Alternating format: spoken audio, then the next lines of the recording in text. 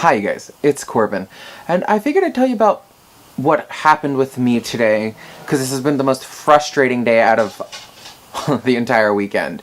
So, let's rewind. On Sunday, my dad went to the ER. They ran tests because he was having pain in his left side of his chest, and they found out that he had fluid building up around his left lung.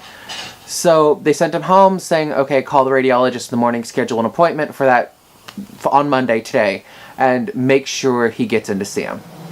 So we call, we get everything, huge scheduling problems, people not sending orders to the correct departments, people being incompetent, a lot of things led down and broke down to where today they could not do the procedure. So we bring him home, whatever, fine. I don't really give a flying whoop. He's home, he's supposed to be fine. His doctor says, we'll schedule you to see a thoracic surgeon instead, because I'd rather have you see a specialist that handles this sort of thing on a regular basis, because you don't just need the fluid drained. We need to actually take care of the full issue that's going on. And the radiologist agreed with his primary care doctor. So we go ahead, we take care of it. The doctor calls us later that afternoon to find out that there was miscommunication within the doctor's office. He had never told his nurse to make these appointments or to handle doing any of this booking. So we proceed to talk to the nurse, we deal with the nurse, we get things fixed, kind of, with the nurse. So we get off the phone with her. I'm like, okay, I need you to call your main in-home nurse, your case manager, so she can come out so we can tell her what's going on, because we're supposed to make the report and she didn't come this morning. We had somebody else come in that did all your labs and everything this morning. And so my dad calls, and she is supposed to come out. They say, oh, we'll have her call you right back. So just stay close to the phone, whatever. So he stays close to the phone. The next thing we know is the phone starts ringing. We're like, okay, good, that was really fast. It's been 2 minutes. He answers the phone. It's the hospital's ER going, we need you to come back right away. Your labs have come in. You're positive for bacterial infection in your lungs. We have to get this. You have to be here now. There's no ifs, ands, or buts.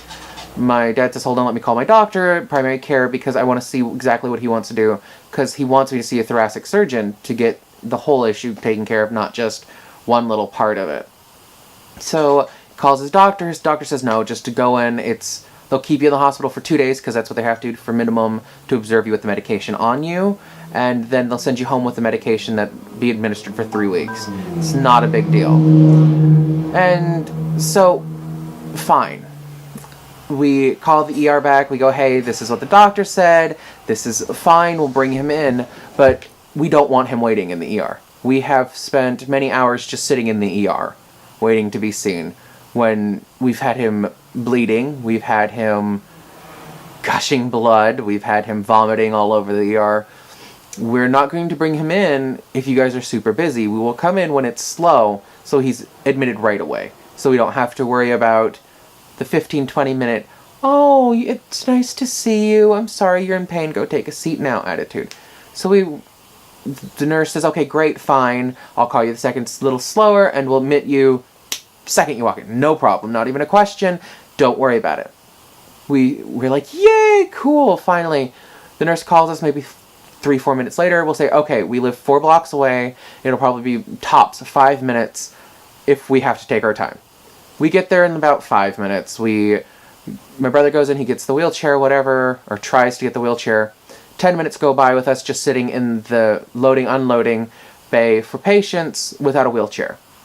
So I have to help my dad walk into the ER, which he can barely do. He's wheezing.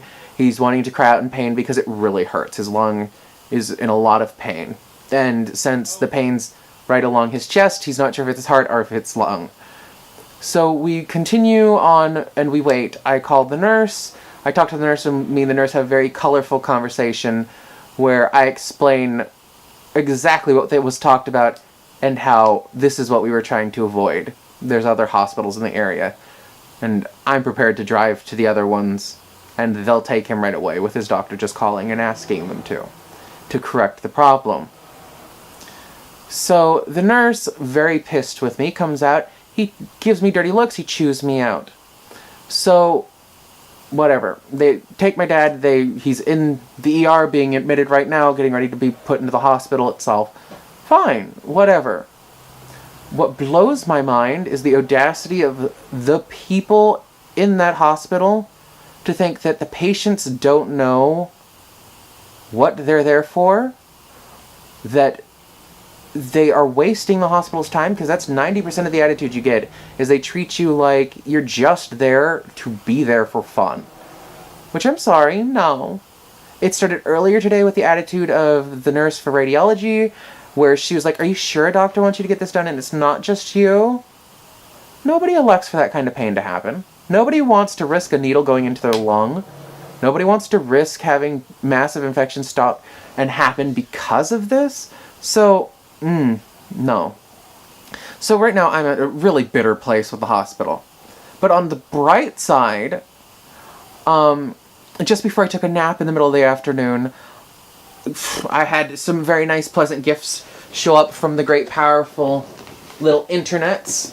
I have more of my lovely, lovely BL romances to read and things to make me feel mildly less like the hospital isn't a nice place, and to make me forget how single I am for a few hours while I read these and pretend that I'm in a very torrid love affair and love every moment of it. Yeah, my day's been hectic. As far as we know right now, he's still sitting in the ER. Really have no clue, because his pain level's so high they would have given him pain medication, and which means we won't get a call until probably 2 or 3 in the morning when he thinks it's 2 or 3 in the afternoon, which is the funny part. But it's been a very long day. I only got 3 hours of sleep, besides my little 2-hour nap, so 5 hours in total. So Corbin's attitude for stupid is very, very short. And I just nearly had another California Pizza Kitchen incident. Yeah, I'll explain the California Pizza Kitchen incident. So, 4th of July, we're in LA for Anime Expo. We're searching for a restaurant that's open. We wanted McDonald's. McDonald's here didn't close for 4th of July. So we're like, oh yeah, McDonald's has to be open, so we'll go to McDonald's. We walk the 3 or 4 blocks to go to McDonald's, and these are city blocks, mind you. So it feels like an eternity for dinner. So we get to where the McDonald's is. They're closed. No signage. We were there the day before about them being closed for the 4th of July, but there was signage all over the place saying, closed for 4th of July now. So we're like, great. So we don't mind whatever, because there's a California Pizza Kitchen. We're just all fed up. 2 of us in the group are hungry, 2 of us in the group aren't. So my brother and my friend John, they're the ones who are hungry. We'll say, okay, we'll go into California Pizza Kitchen. Me and Emily will share dessert, because we weren't the ones that were hungry. And we'll be done. So we go in, we get seated by a busboy. The busboy was the most helpful out of everyone on the staff. We sat there for a good 15-20 minutes before somebody asked us if we wanted drinks. I don't play that game. So my fuse is short because it's been a long day. I'm exhausted. My feet hurt.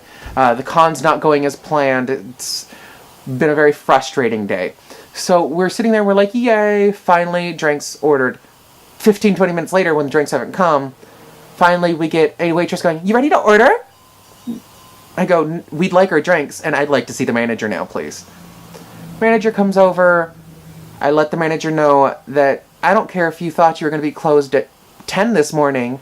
You're open now, which means you have customers here, which means me getting a 30-minute wait just for drinks, just to get a little bit of service, is ridiculous. So from now on, you're taking my order and you will be the one waiting my table. I don't want to see another staff member near me or my friends until after we're done with dinner.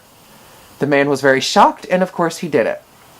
He also gave us 50% off of our bill and 2 free dinners for the next visit that we have at a California Pizza Kitchen, which I'm ecstatic about. I'll go to a better servicing one later. But yeah, when Corbin's not happy, Corbin gets things corrected, and he gets them corrected very politely. And the nurse and half of the staff members are so lucky. Corbin didn't go for Corbin on them and didn't call supervisors and get things fixed, because I am sorry. It is not the patient's fault that things aren't working internally in the hospital. So don't punish the patients. Do your damn job. Get your information straight. Get your head out of your butts. And make sure your crap is correct. Don't make somebody have to go, wait, you can't tell time? Because you say, Oh, the doctor will be in at 10. Well, it's 10:30. The doctor's there. How are you telling me he's not there yet? It's 10:30. And you saying he'll be there at 10. I'm really confused. Did you not go to kindergarten to learn to tell time? Because I learned it in kindergarten. I'm sure half the other people on the planet learned to tell it in kindergarten, or even sooner. Anyway, before I keep going on and ranting, because I don't want to make too long a video, I've recorded this twice before, and each time it's been about 30 minutes. And I don't want to put a 30-minute video up. So what I'm going to do is I'm probably going to engross myself in... Oh, virtuoso di mi amor. So I can vanish into my music major dream of having a patron and falling in love with them and being together forever with them. And just have a moment to relax. Oh, and I ate an entire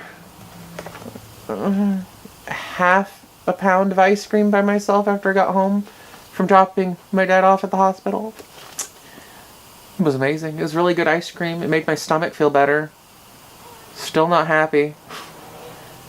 I think I need more ice cream. So, anyway, guys, like, favorite, share. Let me know in the comments below if you guys have ever dealt with stupid people at a hospital before and how much scheduling and incompetency impacts your day. Because I'd really love to know that I'm not the only one that gets irritated with it. Alright. Thanks, you guys. Have a great night. Bye.